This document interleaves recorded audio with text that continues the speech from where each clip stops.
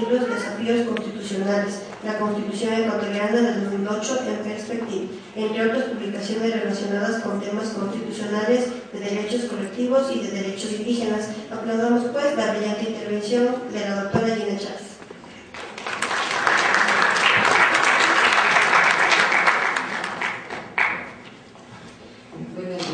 Muchas gracias a todas y a todos. Es la segunda ocasión que tengo la oportunidad de participar en este evento y realmente me parece la constancia que se está tomando esta clase de foros me parece que es importantísimo para la ciudadanía ribareña. Solo digamos, podemos profundizar el derecho, podemos avanzar en el debate de nuestras leyes, en el debate de las distintas problemáticas sociales, discutiendo, analizando, estudiando. Y precisamente ese es uno de los, digamos, de los desafíos que tenemos con las exposiciones que han planteado los expositores anteriores y que han recalcado precisamente en el hecho de que estamos frente a una nueva realidad, ¿no? Estamos, yo diría, frente a un nuevo orden jurídico, político, que precisamente nos demanda mirar a la realidad de una manera diferente. Entre otras cosas, a los abogados nos demanda volver a estudiar al derecho, ¿no? ¿Por qué? Porque todo, digamos, las categorías jurídicas, las instituciones jurídicas, los procedimientos jurídicos que aprendimos en la universidad, están muchos de ellos remozados, muchos de ellos inclusive eliminados, muchos de ellos resignificados.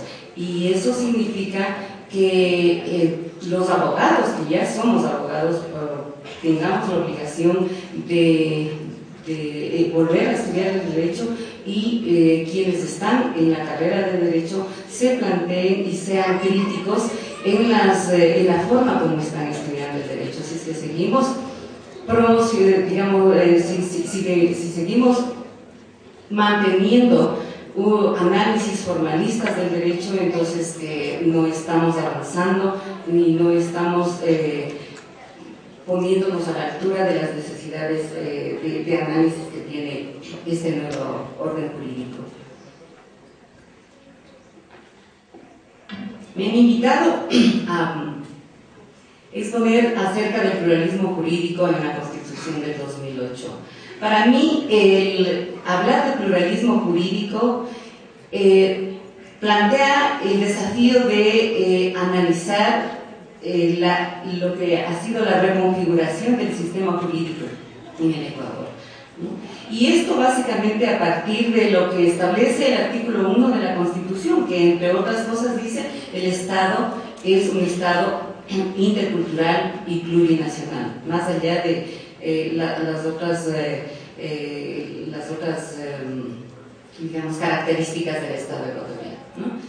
A partir de esto podemos sostener que los derechos que reconoce y que desarrolla la Constitución a lo largo del texto y que tienen que ver con los derechos culturales atribuibles a todos los ciudadanos, ¿no? También alcanzan a otro tipo de derechos, que son los derechos, aquellos derechos que son invocables de manera individual y colectiva por miembros de colectividades étnicamente diferenciadas, ¿no?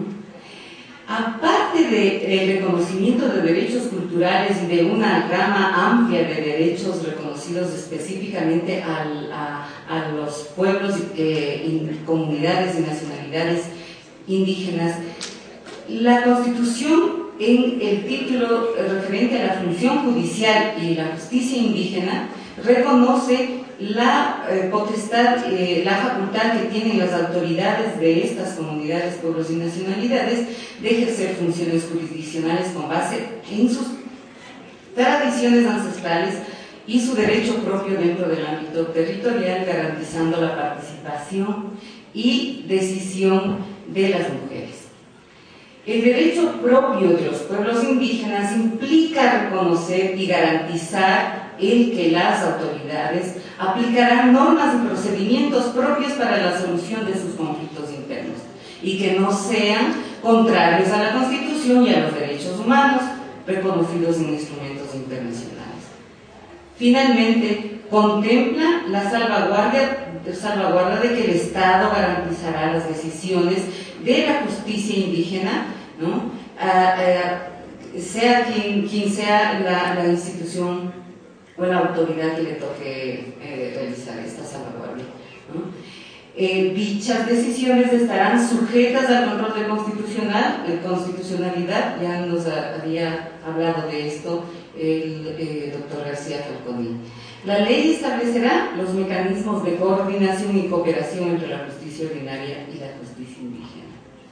Estos dispositivos constitucionales obligan necesariamente a un tratamiento diferenciado e integral de los derechos de los pueblos y nacionalidades indígenas y, más que nada, a un tratamiento relacional de la jurisdicción ordinaria y de la justicia indígena, de cuyo ejercicio tendrá que resultar trazos tanto de espacios de autonomía de los pueblos indígenas, de autorrealización de los pueblos indígenas, como de lugares de encuentro y definición de fronteras que potencien la convivencia equitativa y eficiente de las dos formas de justicia. Esto, sin duda, por lo novedoso y por lo atípico dentro de nuestro sistema jurídico, nos obliga, nos hace necesario conocer, acercarnos a lo que es la justicia indígena. ¿Por qué? Porque con los conocimientos que tenemos en el campo jurídico, nosotros podemos aproximarnos al derecho ordinario a través de códigos, a través de las leyes, a través de la doctrina, a través de los del análisis de distintos autores que nosotros elijamos. Sin embargo, no conocemos y no alcanzamos a entender cuáles son los contenidos, cuáles son las expresiones, cuáles son las formas de expresión que tiene la justicia indígena, porque, como había dicho, uno de los participantes en este foro, en su intervención, había dicho, ¿no?, nos había dicho que la justicia indígena era oral, ¿no? Siendo oral, ¿no?, siendo esencialmente oral, hay muy pocos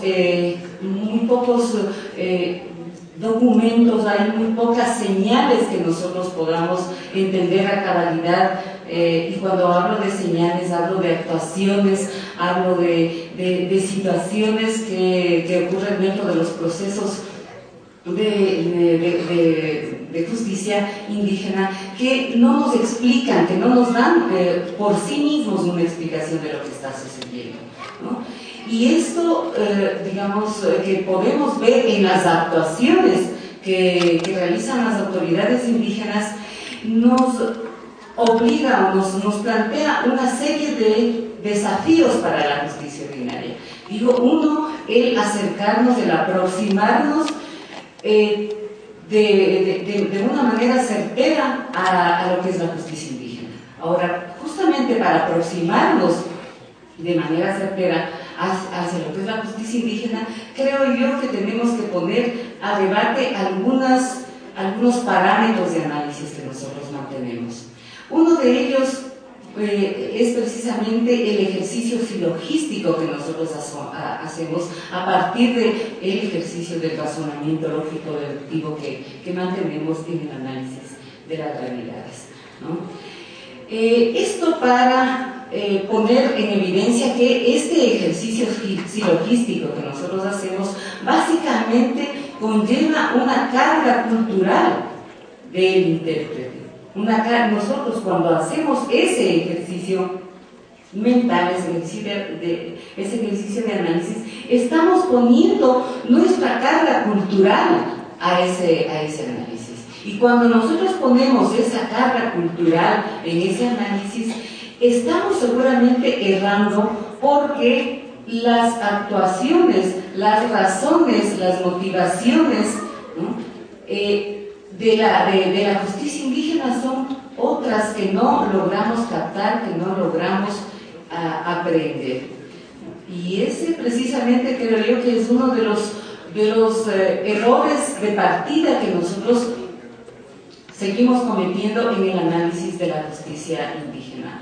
Y es por eso que creo yo que cuando analizamos cuestiones de justicia indígena necesariamente tenemos que partir de otros ejercicios mentales.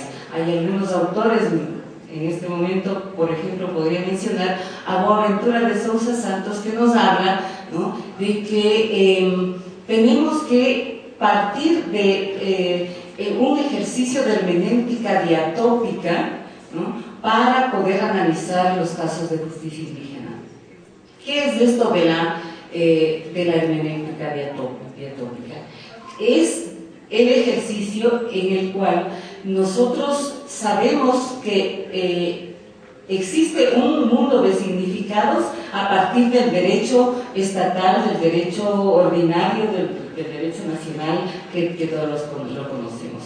Pero que a la vez tenemos que admitir que hay otros significados que vienen de la otra cultura y que es el desafío precisamente del análisis. Tiene que ver con que nosotros podamos encontrar mecanismos para llegar a captar cuáles son esos otros significados de los que estamos hablando.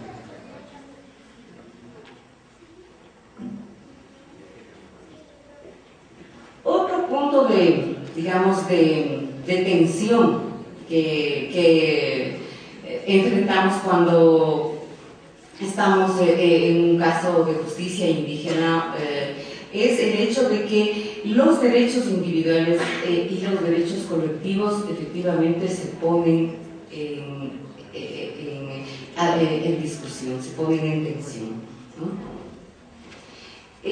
Respecto a esto, el ejercicio de los derechos de los pueblos indígenas, al poner en tensión los derechos individuales, ¿no?, especialmente estos derechos individuales que tienen su versión liberal, ¿no?, y a partir de la cual admiten una acción colectiva siempre que ésta represente la defensa de un derecho individual, ¿no?, ejercido por muchos, esto es, ejercido por un colectivo, ¿no?, y que tiene básicamente como fundamento histórico, digamos, la Revolución Francesa de 1789, ¿no?, que puso distancias con el orden monárquico que estuvo armado en base a una sociedad estamental que precisamente fue lo que quiso resolver la construcción del Estado de Derecho, ¿no? Lo que hizo es básicamente elegir el individualismo como la característica más definitoria del mundo moderno, ¿no? Con lo cual el mayor compromiso de las democracias liberales consistía en garantizar la libertad y la igualdad de los ciudadanos independientemente de su pertenencia a un grupo. Esto que estuvo vigente por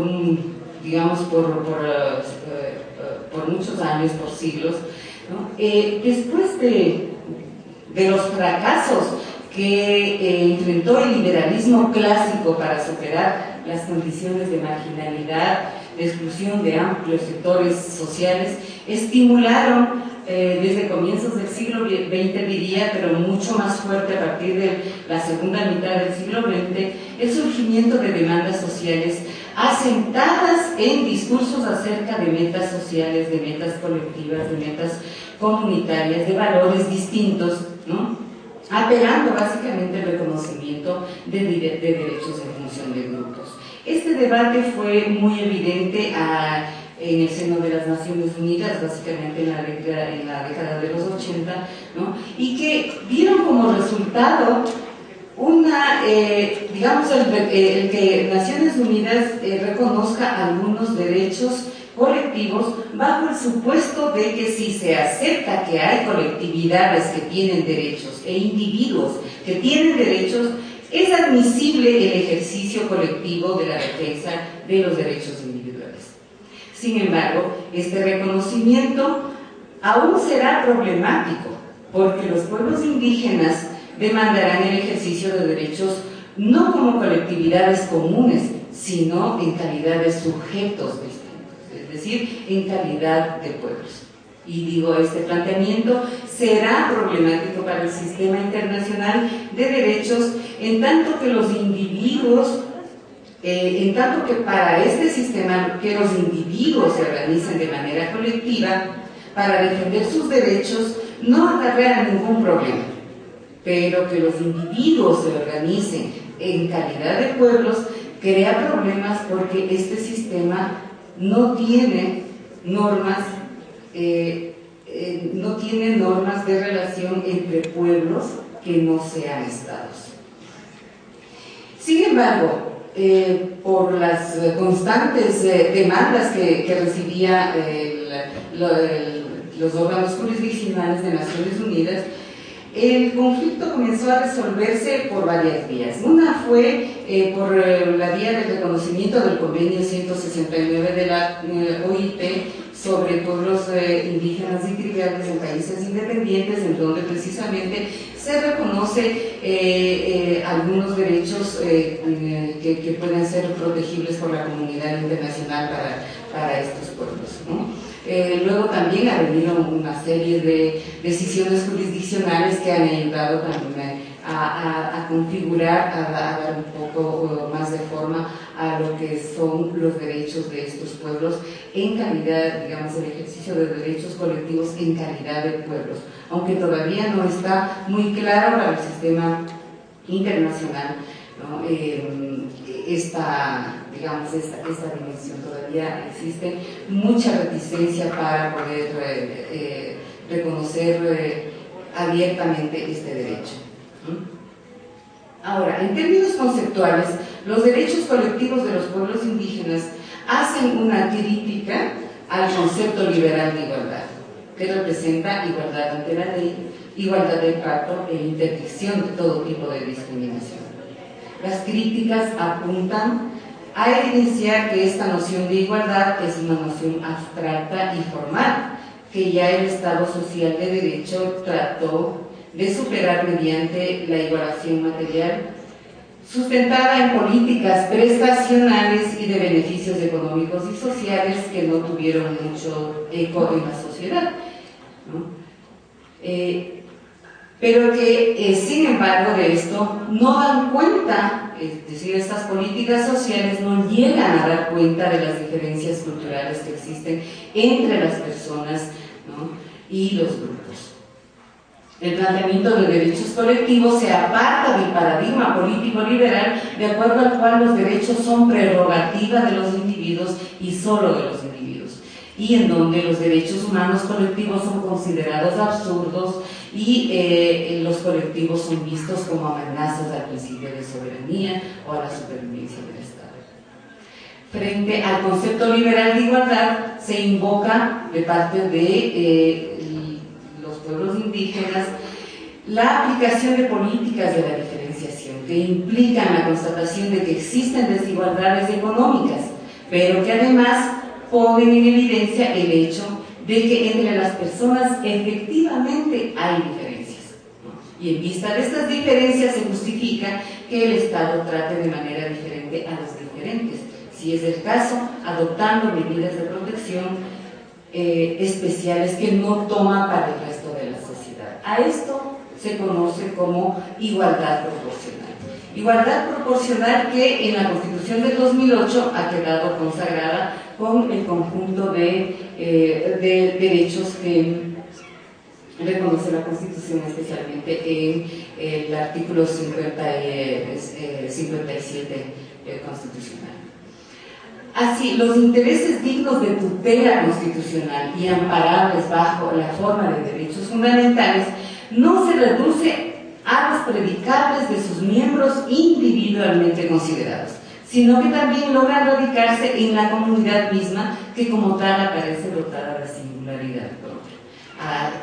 Aquí es cuando podemos hablar de derechos, de que la comunidad es sujeto de derechos, es decir, que la Constitución ha reconocido un nuevo sujeto de derechos que es la comunidad, en este caso de pueblos y nacionalidades indígenas, aparte de las otras novedades que tenemos en el reconocimiento de sujetos, que ya se había hecho referencia aquí también en relación al reconocimiento de la naturaleza como sujeto de derecho. En el ejercicio de derechos colectivos de comunidades, pueblos y nacionalidades, podemos evidenciar que existen dos modalidades básicas, ¿no? La primera, mediante la cual solo pueden ser reivindicados estos derechos por el grupo. En estos casos estaríamos, por ejemplo, hablando de los derechos de autonomía, de los derechos de autogobierno, de los derechos de defensa territorial, ¿no? Que son las colectividades las que pueden ejercer estos derechos. Pero hay también derechos colectivos que pueden ser reivindicados por los miembros individuales de este grupo. Estamos hablando, por ejemplo, del derecho, ¿no?, que compromete prácticas de subsistencia, actividades religiosas o culturales, o el derecho que tienen los litigantes para pedir que se ponga un traductor para garantizar la legítima defensa dentro del grupo. Esto no sería una prerrogativa del juez, esto es un derecho que puede ser y que debe ser ejercible por las partes cuando está involucrada una persona indígena en un proceso.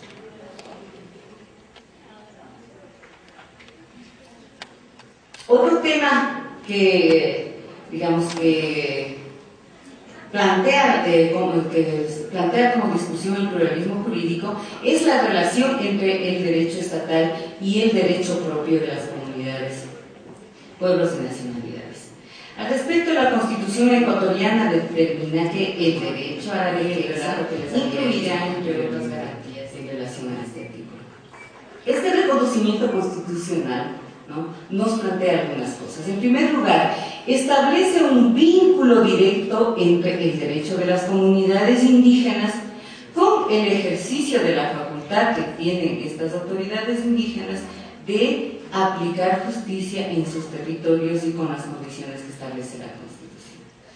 Ejercer justicia, es decir, esto quiere decir que cuando estas autoridades ejercen funciones jurisdiccionales, están ejerciendo sus derechos como pueblos y nacionalidades y no solo están, digamos, en ejercicio de sus funciones. Esto es muy importante porque muchas veces nosotros, hacemos justamente un análisis parcial en el que no damos cuenta de esta realidad. En segundo lugar, nos remite a la existencia de órdenes jurídicos al interior de las comunidades indígenas que rigen su vida y la actuación de esas autoridades. En el análisis y en la aproximación justamente tendremos que buscar entender de qué se tratan esos órdenes jurídicos que están vigentes. En tercer lugar, ¿no?, entendemos que esta justicia opera en el ámbito territorial de estas comunidades, pueblos y nacionalidades. En cuarto lugar, este artículo establece criterios de efectividad para la participación y la decisión de las mujeres, ¿no? Y en quinto lugar, establece que para la solución de sus conflictos internos se aplicarán normas y procedimientos propios, lo que implica un examen del debido proceso en eventos de juzgamiento llevado a cabo en comunidades, pueblos y nacionalidades. Este estudio y este examen de debido proceso es justamente lo que le corresponde a la Corte Constitucional cuando hace un análisis de constitucionalidad de las decisiones de las comunidades, pueblos y nacionalidades. Esto nos dice que la Constitución finalmente lo que está haciendo es reconocer a la justicia indígena como una justicia autónoma y no como una justicia que hace parte de la unidad jurisdiccional de la función judicial. Ya nos había hablado esto de manera muy clara también el doctor García, pero vale la pena recalcar porque efectivamente lo que dice la Constitución es, digamos que aquí en el Ecuador operan dos tipos de justicia que están constitucionalmente reconocidas. La justicia ordinaria en el ámbito que le compete y la justicia indígena que opera en el marco de sus territorios y es vinculante para los miembros de las comunidades, pueblos y nacionalidades. Ahora, esto es precisamente lo que significa el pluralismo jurídico. La coexistencia de dos o más sistemas jurídicos dentro de un mismo ámbito o dentro de un mismo orden jurídico y político. Y esa es la realidad precisamente a la que nos enfrentamos, ¿no?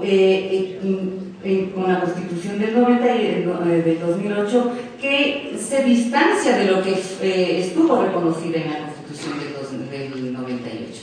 La Constitución del 98 básicamente instauró un pluralismo jurídico multiculturalista. El multiculturalismo, ¿no?, básicamente alude a la adopción de una serie de medidas de reconocimiento de la diferencia, pero que no logran impactar y que no logran transformar finalmente el orden social y el orden jurídico vinculante. Y por eso se distancia, por eso podemos decir que se distancia la Constitución del 2008, ¿no?, cuando a mi modo de ver instaura un orden jurídico plural, ¿no?, que rompe no solo con el lenguaje y el discurso normativo tradicional, sino que plantea el derecho como orden social y jurídico único y digamos que replantea el derecho como un orden jurídico único y unificado. Esto porque lo que en realidad reconoce la Constitución no es la potestad de impartir justicia, sino la existencia de dos sistemas jurídicos propios y específicos, el sistema jurídico nacional y el de los pueblos indígenas, y la potestad que cada uno de ellos le confiere a algunas personas de su comunidad para impartir justicia. En el caso de la justicia ordinaria serán los jueces y en el caso de la justicia indígena serán las autoridades de esos pueblos y de esas nacionalidades. Esto es, la Constitución lo que ha hecho es aceptar la existencia real y jurídica de la autonomía de cada uno de estos sistemas. Entonces, la competencia de sus autoridades propias deriva, en el caso de la justicia indígena, de la cultura, de la historia, de su derecho, de las condiciones en las que viven estas comunidades, ¿no?, que contempla y además a partir de las cuales podemos identificar las formas y los mecanismos por los que estas autoridades ejercen sus funciones y sus responsabilidades. Cuando, digamos, un comentario entre paréntesis en esto, aunque nos hemos estado refiriendo al pluralismo jurídico que está reconocido en la Constitución, es importante aclarar que cuando hablamos del pluralismo jurídico no siempre estamos hablando de formas democráticas, ¿no?, de ejercicio de la justicia, ¿no? Muchas veces hablamos de formas paraestatales digamos, de sistemas regulatorios o sistemas de justicia o preestatales, ¿no? Digamos, cuando encontramos que un grupo delincuencial o un grupo de guerrilleros tiene un orden interno, tiene un orden en el que sus miembros están obligados a observar, ¿no?, y a actuar en base a las normas que están establecidas dentro de ese grupo. Estamos hablando, de cierto modo, de un orden normativo que está funcionando para ese grupo, ¿no? Y eso es también algo que en el análisis de derecho se entiende como pluralismo jurídico. Entonces, al hablar de pluralismo jurídico, no siempre estamos hablando, ¿no?, de discursos democráticos. Muchas veces podemos estar hablando de discursos que pueden legitimar situaciones que precisamente no cumplen esa, digamos, esa condición de ser democráticos. Pero cuando hablamos de derecho indígena, estamos hablando de un pluralismo jurídico constitucionalmente admitido, constitucionalmente reconocido. Y por eso es importante estudiar, ¿no?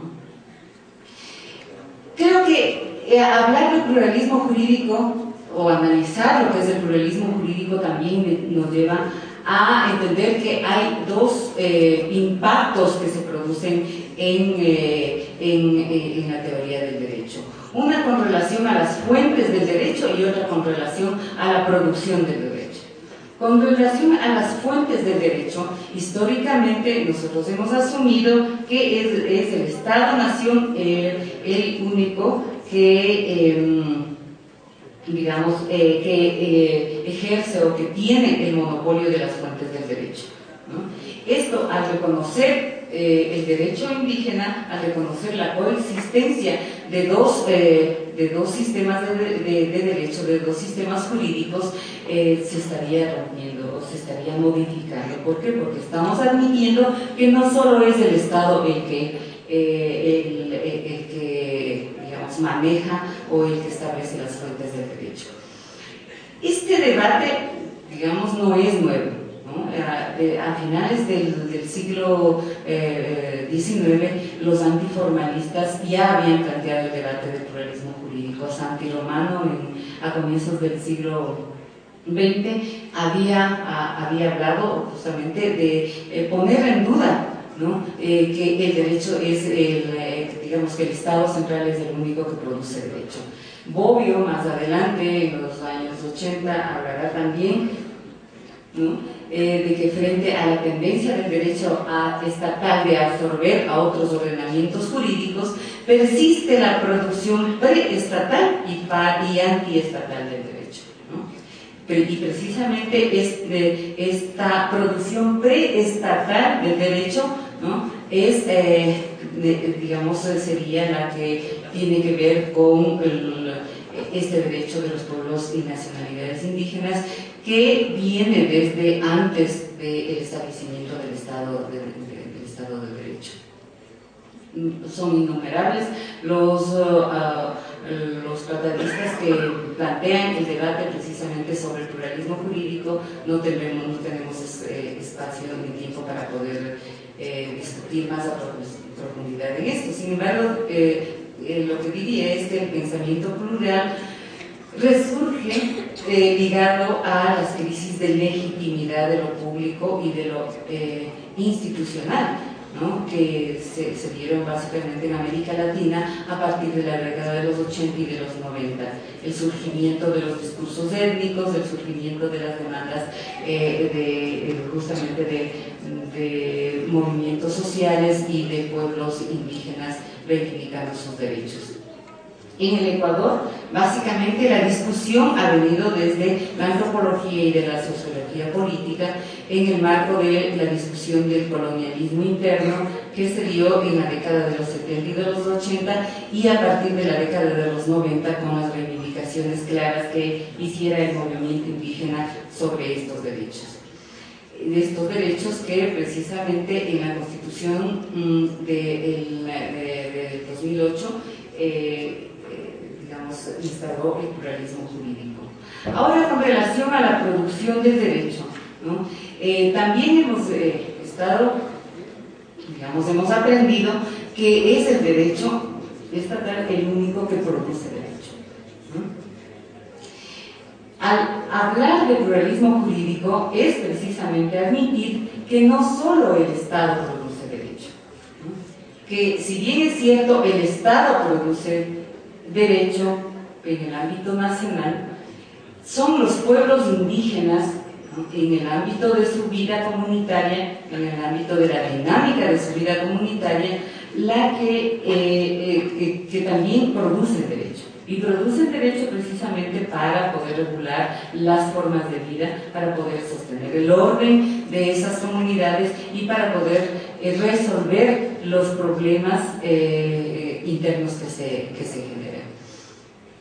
El debate en torno a la producción del derecho básicamente da cuenta del hecho de que han sido, han subsistido malas lecturas a partir de la teoría general del derecho, ¿no?, de determinadas categorías como la costumbre, ¿no?, que han sido, como las costumbres que han tenido al interior los pueblos indígenas, que han sido vistas básicamente como un derecho folclórico, ¿no? Y esto nos demuestra que a partir, que desde el derecho lo que ha ocurrido es que ha habido un ejercicio hegemónico del derecho, es decir, un ejercicio que ha buscado hegemonizar la producción del derecho, ¿no?, pero que esto se ha visto, enfrentado al hecho de que las comunidades, al interior de las comunidades, de los pueblos y las comunidades, ha persistido las formas de vida comunitaria que son precisamente las que generan este derecho. Un tratadista mexicano, Óscar Correas, se hace una pregunta. Dice: ¿qué impide que los sistemas normativos indígenas sean órdenes jurídicos normativos? Y la respuesta para él es que absolutamente nada, ¿no?, salvo la idea de soberanía que, para el momento actual, básicamente es una idea de que es el Estado el único que produce derecho. Esta posición, o esta aspiración de hegemonía del Estado, de hegemonía de producción del derecho del Estado, no ha significado o no ha buscado otra cosa que hegemonizar política y culturalmente a la sociedad. A partir de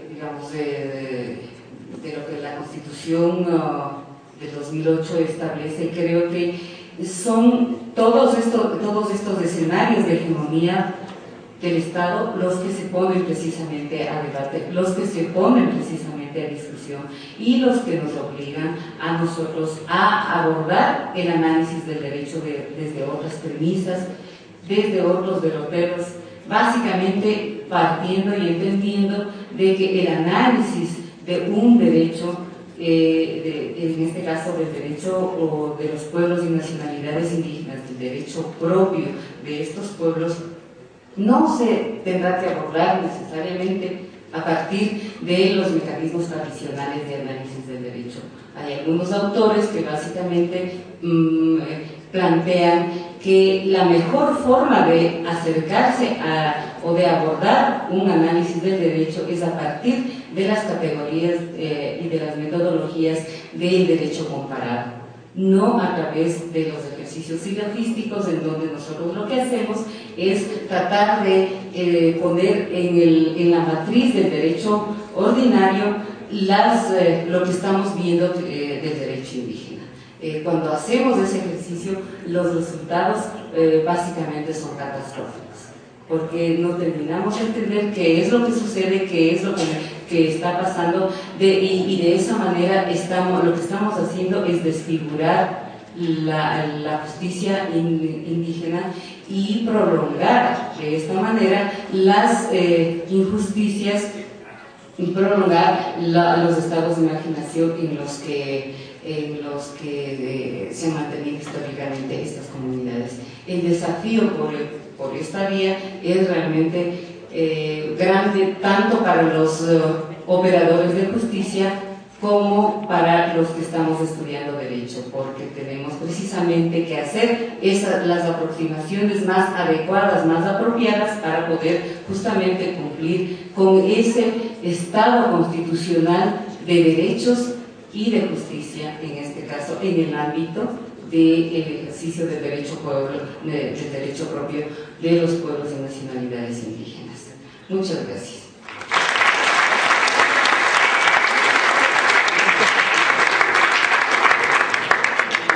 De la doctora Lina Chávez. En esta noche, por favor, solicito la presencia del doctor Italo Beltrán, presidente del Ilustre Colegio de Abogados de Riobamba y presidente de la Federación Nacional de Abogados del Ecuador, para que sea quien entregue la placa como agradecimiento a la brillante intervención de la doctora Lina Chávez.